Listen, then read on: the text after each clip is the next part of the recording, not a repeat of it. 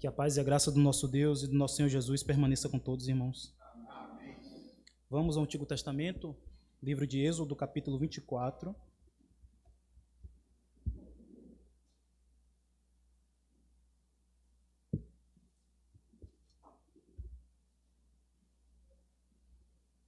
Leremos do versículo 1 ao 11.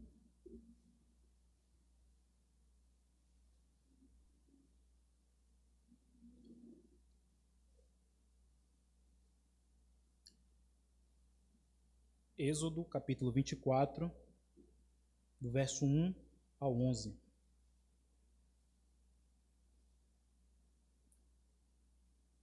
O texto diz assim: Disse também Deus a Moisés: Sobe ao Senhor tu e Arão e Nadab e Abiú e 70 dos anciãos de Israel, e adorai de longe. Só Moisés se chegará ao Senhor. Os outros não se chegarão, nem o povo subirá com ele. Veio, pois, Moisés e referiu ao povo todas as palavras do Senhor e todos os estatutos. Então todo o povo respondeu a uma voz e disse: Tudo o que falou o Senhor faremos. Moisés escreveu todas as palavras do Senhor e, tendo-se levantado pela manhã de madrugada, erigiu um altar ao pé do monte e 12 colunas, segundo as 12 tribos de Israel. E enviou alguns jovens dos filhos de Israel, os quais ofereceram ao Senhor holocaustos e sacrifícios pacíficos de novilhos. Moisés tomou metade do sangue e o pôs em bacias, e a outra metade aspergiu sobre o altar. E tomou o livro da aliança e o leu ao povo. E eles disseram: Tudo o que falou o Senhor faremos e obedeceremos. Então tomou Moisés aquele sangue e o aspergiu sobre o povo, e disse: Eis aqui o sangue da aliança que o Senhor fez convosco, a respeito de todas essas palavras. E subiram Moisés e Arão e Nadab e Abiú e 70 dos anciãos de Israel. E viram o Deus de Israel, sob cujos pés havia como uma pavimentação de pedra de safira, que se aparecia com o céu na sua claridade. Ele não estendeu a mão sobre os escolhidos dos filhos de Israel, porém eles viram a Deus e comeram e beberam. Palavra do Senhor, irmãos. Que Ele aplique a sua palavra em nossos corações. No ano de 1919, vários líderes de várias nações se reuniram no Palácio de Versalhes, na França, e ali assinaram um dos acordos, um dos tratados mais importantes da história moderna, o Tratado de Versalhes. Esse tratado ele foi assinado logo após o fim da Primeira Guerra Mundial e tinha o objetivo de, após tantos conflitos que haviam se passado no mundo e tantas mortes que haviam sido ocorridas decorrente da guerra, esse tratado visava o estabelecimento de uma paz mundial. Era um acordo que visava agora, depois de tanta destruição e de tantos conflitos, estabelecer a paz mundial. Nesse tratado, irmãos, a Alemanha ela foi considerada, juntamente com seus aliados, os únicos responsáveis pelaquela guerra. E a eles, principalmente a Alemanha, foram impostas pesadas punições, decorrentes justamente dessa condenação. Principalmente por conta de interesses políticos, provavelmente por conta da França, que tinha um receio de que a Alemanha voltasse a tomar o poder no continente europeu, e também devido a uma derrota que a própria Alemanha tinha imposto à França alguns anos atrás. Nesse tratado foram aplicadas penalidades na área econômica, na área territorial e militar.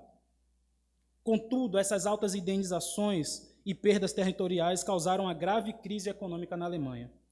A partir de então, a partir desse conflito interno, o nazismo começou a se desenvolver e também começou a ascender Adolf Hitler, que todos já conhecem. Ele prometia, se assumisse o poder, descumprir todos os acordos daquele tratado e restaurar o orgulho alemão. O tratado, apesar de solene, apesar de grandioso, falhou em garantir paz duradoura. E apenas 20 anos depois, o mundo mergulharia em outra guerra ainda mais terrível. Irmãos, esse pequeno trecho da história que eu acabei de citar, entre tantos outros exemplos, de tantos outros tratados, de tantos outros acordos, de tantas outras alianças humanas, é mais um exemplo de que alianças que estão sendo estabelecidas na base humana estão sujeitas a falhas, porque elas estão sustentadas no orgulho, no interesse político e na ganância, por exemplo. Mas existe uma aliança firmada por Deus que não fracassa, uma aliança que não é revogada, nem depende da instabilidade humana. Uma aliança feita com base na sua palavra, selada com sangue e que conduz à verdadeira comunhão com Ele. Quando nós olhamos para Êxodo 24, nós vemos um momento glorioso em que Deus firma a sua aliança com o povo de Israel. Deus se aproxima do seu povo por meio de um mediador, estabelece uma aliança de sangue, revela sua glória e santidade e chama o povo à obediência. Esse texto, irmãos, é mais do que uma narrativa histórica. Esse texto nos revela os fundamentos da aliança verdadeira com Deus. E é como ele, na verdade, é uma sombra daquilo que iria se cumprir de forma perfeita em Cristo Jesus. Feita, então, essa breve introdução, eu quero trabalhar com os irmãos os fundamentos da aliança de Deus. Os fundamentos da aliança de Deus, em que ela consiste, em que ela se fundamenta, em que ela se baseia. E a primeira afirmativa que eu quero destacar, irmãos, é que a aliança de Deus, ela é fundamentada em sua palavra. Vamos ler o versículo 3 e 4. Veio, pois, Moisés e referiu ao povo todas as palavras do Senhor e todos os estatutos. Então todo o povo respondeu uma voz e disse: tudo o que falou o Senhor, faremos.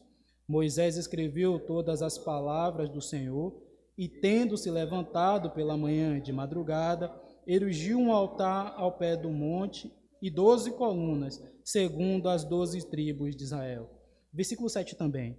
E tomou o livro da aliança e o leu ao povo. E eles disseram: tudo o que falou o Senhor, faremos e obedeceremos. Antes do sacrifício, irmãos, o que aparece primeiro é a palavra. Moisés fala, escreve e lê tudo o que o Senhor ordenou. A aliança de Deus, irmãos, ela não é firmada em impressões pessoais. Ela não é firmada em experiências místicas, mas na revelação direta da vontade do próprio Deus. Deus não deixa seu povo às cegas. Ele fala, ele dá mandamentos, estatutos, promessas e orientações. O povo ouve e responde. A base da aliança é a revelação de Deus. Isso tem um significado importante para nós. Sem palavra, não há um pacto verdadeiro com Deus. Sem palavra, não há um pacto verdadeiro com o Senhor.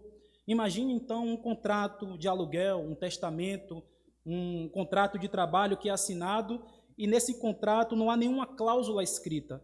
Sem palavras que definem os termos, obrigações e promessas, o documento acaba se tornando nulo.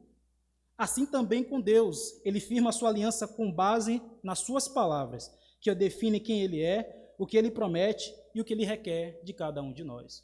Se um contrato que nós fazemos no meio civil, jurídico, ele requer essas cláusulas, requer esses pontos para ficarem bem alinhados dos deveres e direitos do contratante e do contratado, da mesma forma, Deus faz isso com o seu povo, conosco, através da sua palavra, se revelando, dizendo o que ele é, o que ele faz e o que ele requer de cada um de nós. E também os resultados dessa obediência, os resultados dessa confirmação daquilo que Deus estabeleceu para nós. Deuteronômio vai reforçar essa afirmação dizendo, 29:9, guardai, pois, as palavras dessa aliança e cumpri-as, para que prospereis em tudo quanto fizerdes. Vivemos em tempo, irmãos, em que muitas pessoas desejam se relacionar com Deus, mas sem compromisso com a Escritura. Procuram Deus em sensações, experiências e tradições humanas, mas negligenciam a palavra que Ele mesmo falou. As igrejas têm se afastado da autoridade das Escrituras, e assim se afastam da própria aliança. Crentes vivem vidas frágeis espiritualmente porque estão mais cheios de opiniões de redes sociais do que da própria palavra de Deus. Sem a palavra, a aliança se desfaz. O povo em Êxodo respondeu com prontidão: tudo o que o Senhor falou, nós faremos. É bem verdade, irmãos, que eles iriam falhar, assim como nós também falhamos. Mas o cerne da questão aqui, o ponto que eu quero destacar, é que um coração aliançado é um coração submisso à palavra de Deus. Um coração aliançado é um coração submisso à palavra de Deus. Ele ouve e pratica e deseja cumprir tudo aquilo que o Senhor orienta. Em Êxodo, Deus ali antecipa algo que é glorioso e que vai se manifestar mais à frente, pois a palavra de Deus que antes foi dita por intermédio de Moisés e escrita em rolos e pergaminhos, na verdade, lá na frente ele vai se manifestar em carne e habitar entre nós. Não é isso que diz o texto de João? No princípio era o verbo, e o verbo se fez carne e habitou entre nós. Hebreus vai dizer e confirmar que Jesus é a revelação final e perfeita de Deus. Havendo Deus antigamente falado de muitas maneiras e muitos modos aos pais dos profetas, nos últimos dias ele não tem falado através do seu Filho. Cristo não apenas fala a palavra de Deus, irmãos, ele é a palavra de Deus. Na nova aliança, ouvir a palavra é ouvir o próprio Cristo. Se estamos na nova aliança, se firmamos essa aliança com Deus, então devemos dar ainda mais atenção à palavra, que é Cristo. O autor de Hebreus também nos adverte: por isso convém-nos atentar com mais diligência para as coisas que já temos ouvido, para que em tempo algum nos desviemos dela. Hebreus 2:1. A palavra de Deus hoje ela é completa, irmãos, Antigo e Novo Testamento. Ela deve ser lida, ela deve ser pregada, ela deve ser cantada, ela deve ser memorizada por cada um de nós, ela deve ser ensinada no nosso lar, ensinada no púlpito, ela deve guiar a vida da igreja, ela deve guiar a nossa vida, ela deve guiar o casamento, o trabalho, o ministério. A palavra é a base, é o alicerce da nossa fé, a base da comunhão com Deus, o fundamento da aliança com o Senhor. Mas aí a gente pode se perguntar, como é que nós podemos, como pecadores que somos, assumir um compromisso com Deus Santo por meio da sua palavra? A resposta não está em nós. A resposta não está apenas em ouvir ou até mesmo prometer obediência, como o povo prometeu. A história de Israel e a nossa também prova que nenhum de nós é competentemente o suficiente, capaz de cumprir a aliança com Deus. Por isso, a aliança que Deus firma não é sustentada apenas por mandamentos, mas também por graça.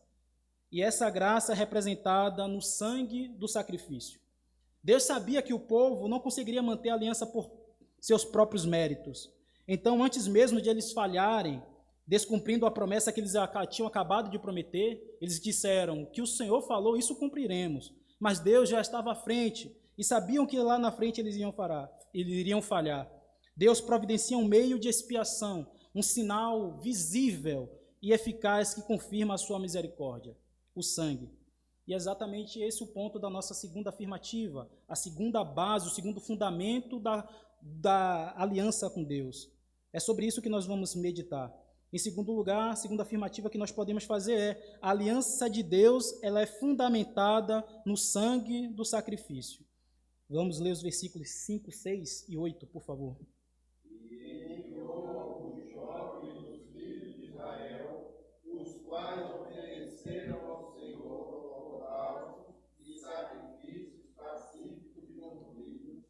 Moisés tomou metade do sangue e o pôs em bacias, e a outra metade aspergiu sobre o altar.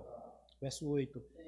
Então, tomou Moisés aquele sangue e aspergiu sobre o povo, e disse: eis aqui o sangue da aliança que o Senhor fez convosco, a respeito de todas essas palavras. Amém. Uma aliança, irmãos, que foi selada com sangue. Após proclamar e registrar a palavra de Deus, Moisés realiza sacrifícios e recolhe o sangue. E com esse sangue ele faz duas coisas distintas e importantes de que nós devemos considerar. Ele separa uma parte do sangue para aspergir o altar, e essa aspersão no altar representa aqui a parte de Deus na aliança, e a outra parte do sangue que ele separou, ele asperge sobre o povo, representando então a participação humana. Então esse ato é um ato simbólico, irmãos, importante, pois o sangue liga as duas partes envolvidas na aliança, Deus e o povo, e sela esse relacionamento com base no sacrifício do Cordeiro. O sangue nas Escrituras, irmãos, não é apenas um símbolo de vida, mas também de morte substitutiva. Aqui os animais morrem no lugar do povo para que a aliança seja estabelecida sem condenação imediata. Essa cena, irmãos, nos ensina que, por vezes, ignoramos algo que nós devemos ter atenção. Relacionamento com Deus é uma questão que exige vida, e morte. É uma questão de vida, uma questão de morte. Não podemos tratar a nossa comunhão com o Senhor com leviandade. Não podemos tratar de qualquer maneira. A aliança não é sociedade de interesses, não é relação de troca, mas um compromisso solene diante de um Deus que é santo. E como pecadores, nós não podemos fazer parte dessa aliança sem que haja sangue derramado por nós. Desde o Éden, quando Deus matou um animal para cobrir a nudez de Adão e Eva, até aqui no Sinai, e depois do templo, com os sacrifícios diários no templo, o sangue sempre foi necessário para lidar com o pecado de diante de Deus. Não entramos na aliança com Deus por boas intenções, boas obras ou emoções sinceras. Foi necessário um sacrifício substitutivo. Tudo isso, irmãos, era sombra do que havia de vir em plenitude e se concretizar em Cristo Jesus. Moisés aspergiu sangue de animais, mas na nova aliança foi o próprio Cristo que ofereceu seu sangue, seu próprio sangue. Versículo 22, no capítulo 22 e 20 de Lucas, na celebração da ceia, ele diz: este é o cálice da nova aliança no meu sangue derramado em favor de vós. O escritor de Hebreus, mais à frente, ele vai dizer: quando, porém, veio Cristo como sumo sacerdote dos bens já realizados, mediante maior e mais perfeito tabernáculo, não feito por mãos, quer dizer, não desta criação, não por meio de sangue de bodes e de bezerros, mas pelo seu próprio sangue, entrou no Santo dos Santos, uma vez por todas, tendo obtido eterna redenção. Portanto, se o sangue de bodes e de touros e a cinza de uma novilha, aspergidos sobre os contaminados, os santificam, quanto à purificação da carne, muito mais o sangue de Cristo, que pelo Espírito eterno a si mesmo se ofereceu sem mácula a Deus, purificará a nossa consciência de obras mortas para servirmos ao Deus vivo. Louvado seja Deus por isso, pela sua palavra. Cristo é o Cordeiro definitivo, irmãos. Seu sangue não apenas simboliza a aliança, ele garante essa aliança de forma eterna, de forma perpétua. Em Cristo nós não somos apenas ouvintes da palavra, mas participantes plenos da aliança por meio do seu sangue que foi derramado na cruz. Muitos crentes podem viver com uma culpa constante, tentando manter o favor de Deus através de méritos próprios. Mas a nova aliança, ela é sustentada não pelo nosso desempenho, não pelo nosso esforço, mas pelo sangue de Jesus. Se andarmos na luz, vai dizer João, como ele na luz está, temos comunhão uns com os outros, e o sangue de Jesus, seu Filho, nos purifica de todo o pecado. É por causa do sangue que temos segurança, irmãos, é por causa do sangue que nós temos comunhão, é por causa do sangue que a palavra é vida e não condenação para nós. Louvado seja o Senhor. Mas a aliança, ela não é fundamentada apenas na palavra, e ela também não é fundamentada apenas no sangue. Deus não requer apenas informar, Ele não quer apenas informar e perdoar. Ele quer nos unir a Ele mesmo em uma comunhão viva e transformadora.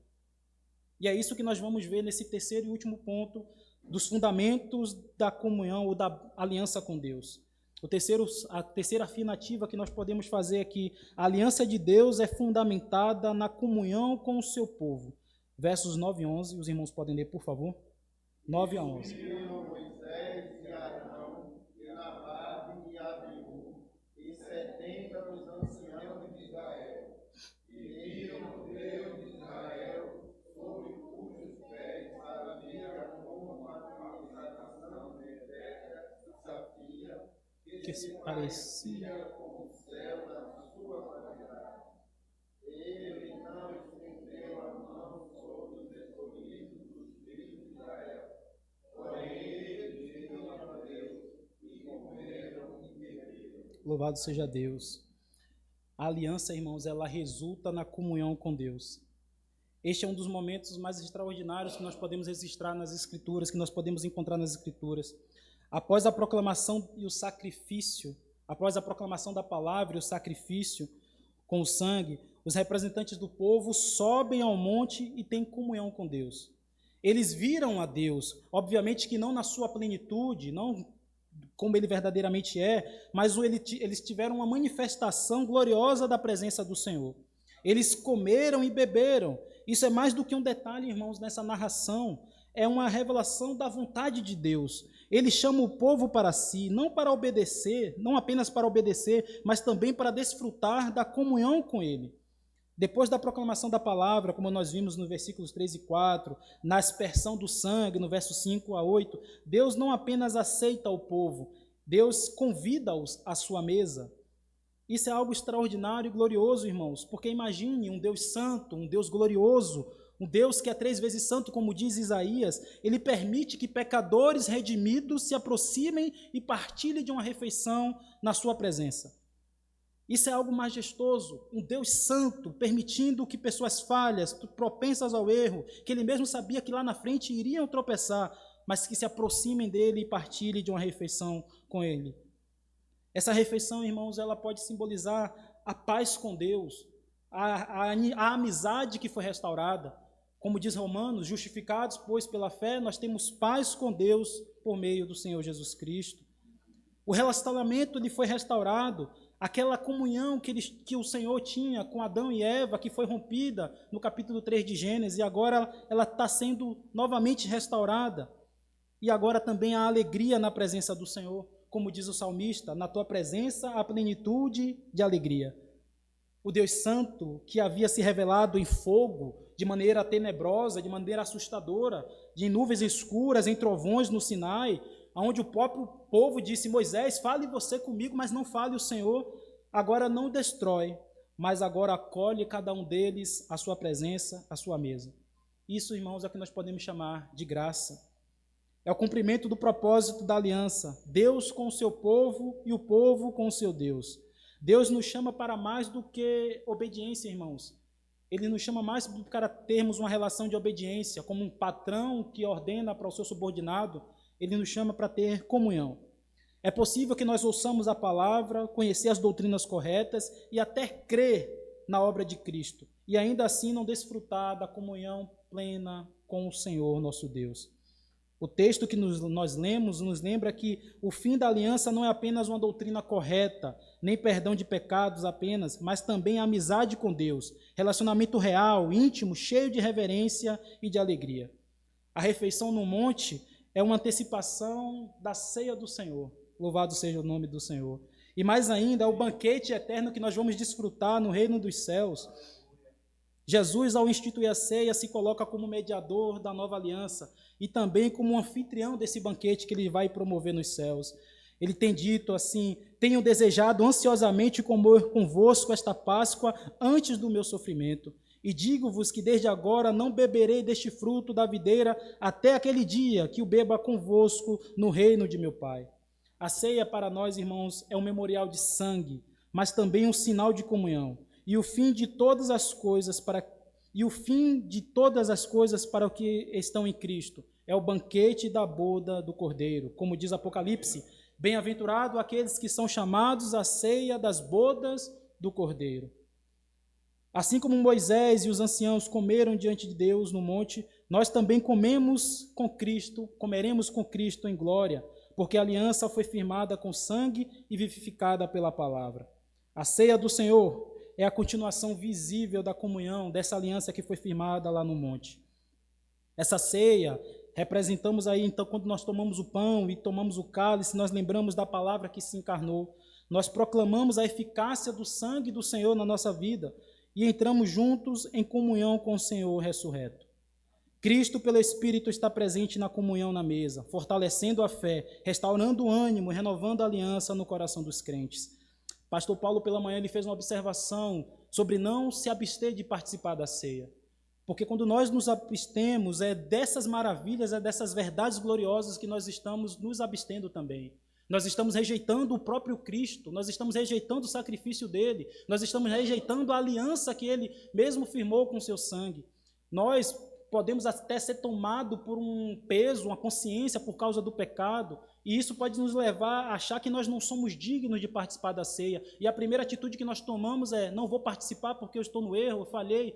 A recomendação bíblica não é que nós deixemos de participar, é que nós nos avaliemos, reconheçamos nosso erro, confessemos, então participemos do corpo e do sangue do Senhor. Nós não temos essa autorização, irmão, para nos autodisciplinarmos e deixarmos de participar desse momento glorioso que é a ceia do Senhor. Pelo contrário, quando diz o texto, aquele que confessa e deixa, alcançará misericórdia. Nós não fomos chamados apenas para sermos servos, mas também fomos chamados a viver como filhos e amigos de Deus. A aliança nos convida a ouvir, crer e entrar na presença do Senhor com reverência e com alegria. E o que ele nos chama e ele nos diz chegai-vos a Deus e ele se chegará a vós outros. E é isso que nós encontramos quando nós participamos, como nós participamos agora há pouco, do corpo e do sangue do Senhor. Deixar de participar desse momento é rejeitar, é abrir mão dessas maravilhas que o próprio Senhor conquistou para nós. A comunhão com Deus, irmãos, não é uma experiência reservada apenas para profetas ou líderes religiosos. É um direito e privilégio de todo crente em Cristo Jesus. Ao olharmos para esse texto, como nós vimos que Deus não falou apenas com o seu povo e não apenas providenciou um meio de sacrifício, mas também os recebeu em comunhão. E tudo isso, a palavra, o sangue, a comunhão, são sombras daquilo que nós encontramos perfeitamente em Cristo Jesus. Jesus é a palavra encarnada. Ele é o Cordeiro que tira o pecado do mundo, como disse João Batista. Ele é o próprio pão da vida que nos convida à mesa da comunhão com o Pai. Então, diante dessas verdades, irmãos, já caminhando para a conclusão, eu quero fazer algumas aplicações para a nossa vida. Diante disso, aquilo que nós entendemos e extraímos desse breve texto de Êxodo 24. A primeira aplicação que eu quero fazer viva como alguém da aliança. Nós ouvimos hoje que Deus firmou uma aliança com seu povo. Essa aliança não é uma aliança leve, nem uma aliança superficial. Ela foi estabelecida com uma palavra santa, com sangue precioso e com o propósito de uma comunhão real com o próprio Deus. A pergunta que fica para nós estamos vivendo como alguém da aliança, como participantes genuínos dessa aliança? Temos ouvido com reverência a palavra de Deus? Temos vivido com gratidão e humildade diante do sangue do Cordeiro que foi derramado sobre nós? Temos buscado comunhão com Deus ou estamos nos contentando com uma fé distante e rotineira? É aquela fé que nos leva a viver de forma no automático.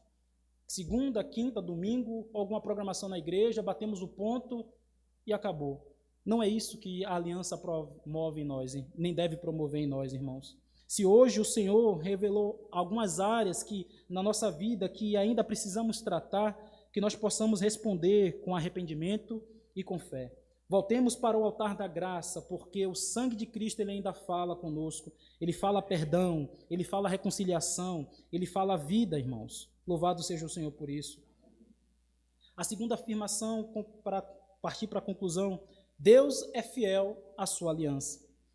Minha irmã, meu irmão, nós temos caminhado com o Senhor, temos buscado viver uma vida de obediência à sua palavra, confiando no seu sangue e desejando comunhão ainda mais com Deus. Mesmo em meio a lutas, cansaço ou dúvidas, saiba de uma coisa, fiel é Deus pelo qual foste chamados à comunhão com o seu Filho Jesus Cristo. Você não está debaixo de uma aliança qualquer. Você não está debaixo de um tratado que foi firmado e baseado, fundamentado em ideologias políticas, em interesses gananciosos. Não foi um tratado de Versalhes, não. Foi um tratado feito com o próprio sangue do Senhor, o próprio Deus que o firmou. A aliança não depende da nossa força, mas da fidelidade dele que começou a boa obra em nossas vidas. Talvez, meu irmão, você esteja cansado, com o caminho parece difícil, mas Deus não abandona os seus. Ele sustenta com sua palavra, te cobre com o sangue do Cordeiro e renova a comunhão conosco a cada novo dia. Por isso tenha ânimo, seja corajoso, como o próprio Deus fala com Josué, tenha ânimo, seja forte e corajoso. O Deus da aliança não muda, o sangue de Jesus não perdeu o seu poder. A comunhão com o Pai, pelo Espírito, ela jamais se esgota. Louvado seja o nosso Deus. E o terceiro, último ponto para concluirmos, irmãos, na verdade, é um convite para os que ainda estão sem Cristo. E o convite entre na aliança pela fé. Talvez quem está aqui ou nos acompanha pela internet ainda não tenha um relacionamento íntimo com Deus. Talvez conheça sobre Deus, já tenha ido à igreja várias vezes, participado das programações, ou até tentado por mudar de vida por conta própria. Mas a verdade sem a aliança com Deus não há salvação e nem esperança verdadeira. Talvez você esteja ouvindo tudo isso e se perguntando, mas eu entro nisso onde? Como é que eu entro nisso tudo? Essa aliança é para mim também? Sim, irmãos. Sim, meu amigo, minha amiga, meu querido, minha querida. Em Cristo, a porta da graça, a porta da aliança, ela está aberta. Você não precisa viver longe de Deus, você não precisa continuar buscando sentido onde não há. Deus oferece uma nova aliança fundamentada não no seu esforço, não no meu esforço, mas no sangue de Jesus Cristo.